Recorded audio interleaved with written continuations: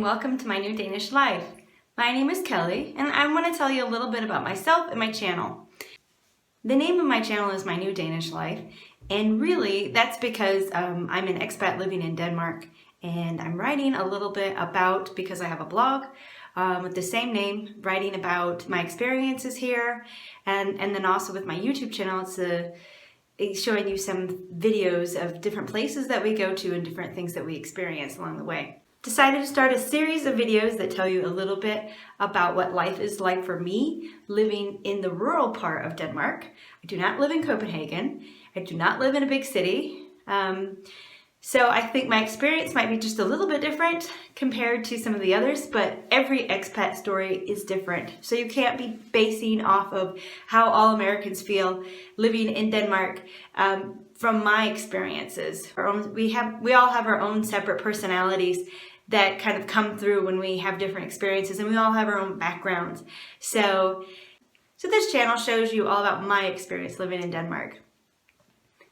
So first off, I'd like to introduce myself. My name is Kelly, and I am originally from the Midwest in the United States. And I say that because I've lived in quite a few different places growing up, Ohio, Illinois, but I've always lived in the Midwest. For the last few years, I've been an avid runner. I've been doing 5Ks, 10Ks, 15Ks, half marathons, but nothing more than that. And I've really enjoyed meeting people and going to different races throughout the Midwest, and then I've also done some in Denmark. I've slowed down a bit with that because I have arthritis and it gets to be kind of bad, and to the point where I can't really move a whole lot. So I still like to run, but I don't do that as much anymore. I'm also a sewer, beginner sewer, even though I started sewing about 5 years ago. It's interesting to say that I'm still a beginner because I'm not working on it every day, but I like to do projects for kids and babies, and you might see some of those videos on this channel. It's not professional work by any means, but if I can do it, you can do it, and I like to share the tutorials with you and maybe inspire some people to take up sewing if that's something they've always really been interested in doing. I am married to a Danish man, and we have 2 children, 2 boys.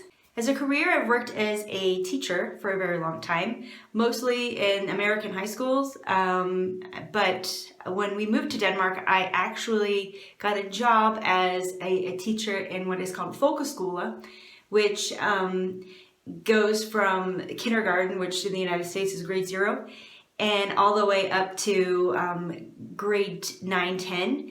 And so I did that for a few years. I actually just celebrated my 3rd year of living here in Denmark. And I thought that for my New Year's resolution, I would try to work a little bit more on my YouTube channel and on my blog, both My New Danish Life. So question number 1, why did I move to Denmark? My husband, like I said, is Danish, and he found a job working for a different company, and he was kind of up for a change, and we were up for a change. I was waiting for something new to come along as well. I really enjoyed my job in the United States as a teacher, but it was kind of the same routine all the time, and I really wanted to do something different with my life. We had always talked about moving to Denmark at some point in time because we really wanted our children to experience what it is like to be Danish, and it's very difficult for them to be able to experience that only visiting Denmark once every year or so. My husband really wasn't speaking Danish to them at home, and I don't know. I think you really need to understand the culture a little bit better by living there. And my children were both at the daycare age when we decided to move. I think in my mind, I was thinking it would have been better if they were preteen or teenagers, because then they'd have a strong grasp of what it meant to be American, and maybe they'd be open for a new adventure. Maybe I thought that because I was about 10 years old when I moved from Ohio to Illinois, and I was really excited for that, and maybe I kind of thought that the boys would be about the same mindset.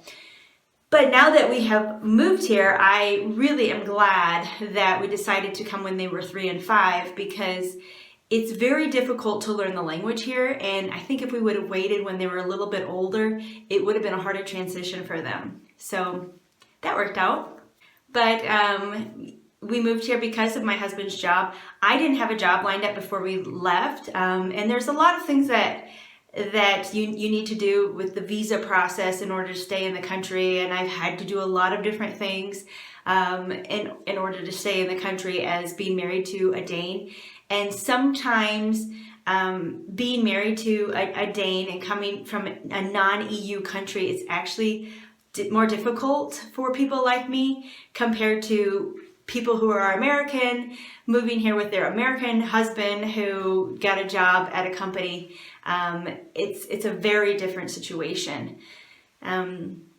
But after 3 years, we're still here, and things are going pretty well. Question number 2, did you ever visit Denmark before you moved? Yes. Like I said, I've been with a Danish man for, quite a while. We started visiting his family after we started dating, I don't know, like 9 months or something. And that was my first time in Denmark. I spent my first Christmas here with him. And but his family is from the southern part of Denmark, so I hadn't really experienced much of the middle part of Jutland, which is where we live now. And so I just knew it was kind of way up there and didn't really know anything about it. But I didn't really also get to experience so much that first trip because we were really just there visiting family. And with Christmas and everything, there tends to be, kind of a lot going on. But since then, my husband and I have been together for almost 12 years. And we would come to Denmark once a year, practically, for 2 weeks to a month.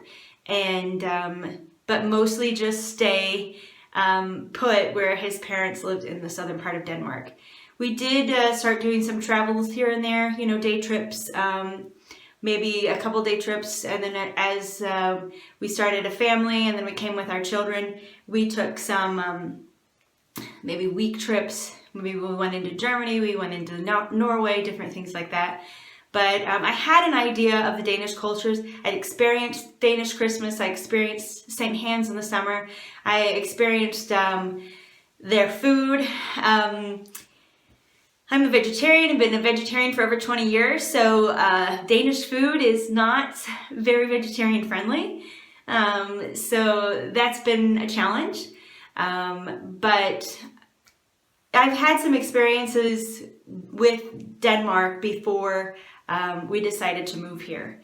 With the area where we live now, I actually came with my husband when he had his interview, and I walked around the town for, I don't know, an hour or two just to see what was here. This town is very small. It's only a few thousand people, so it really didn't take me long to kind of see the sights of the town. I just wanted to make sure that it was a place that I felt comfortable, bringing 2 children over. I didn't want to bring them to a place where I didn't feel safe. And Denmark is a pretty safe country, but when you are moving to a completely new place, you're going to have some worries and fears and some reservations, and you're going to be putting your concerns on what's best for your children. At least that's what I did. So I didn't really have a whole lot of experience with this area.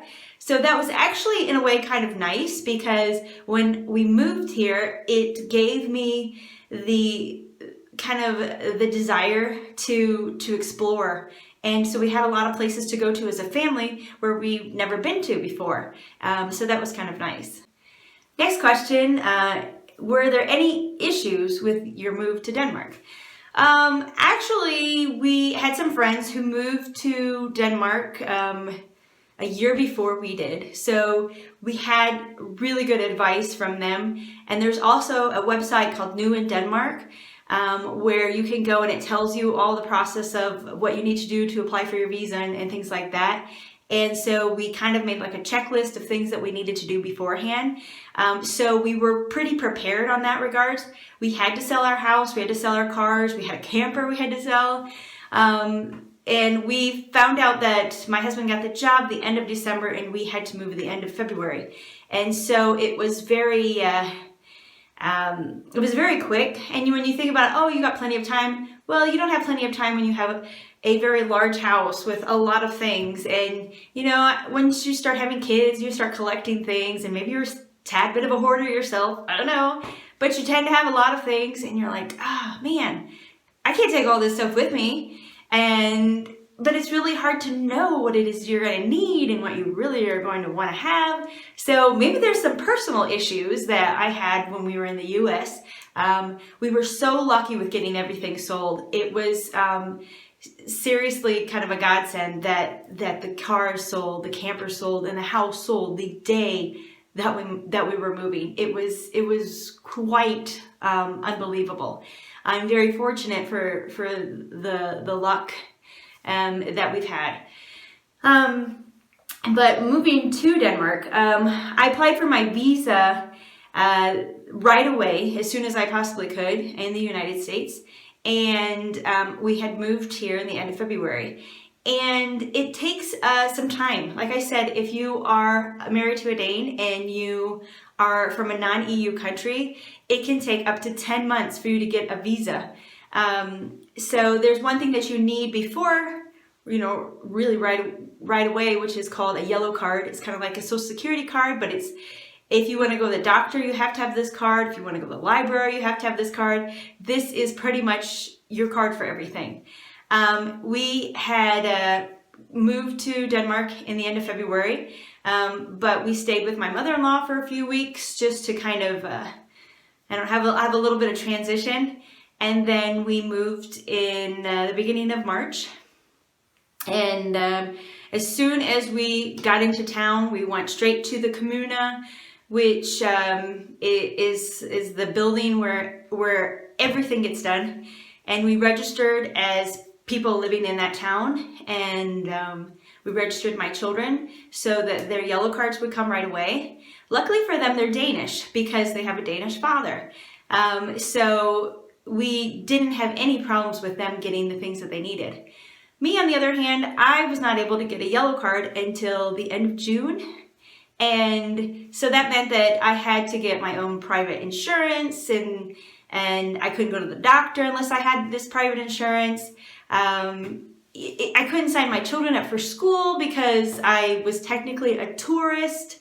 It was just kind of awkward, you know. It was very humbling in a way because I had done a lot in the United States as a mother to take care of my family. And I really wasn't able to do so many things because I wasn't really seen as a citizen. And I'm not a citizen of Denmark, but I guess a resident.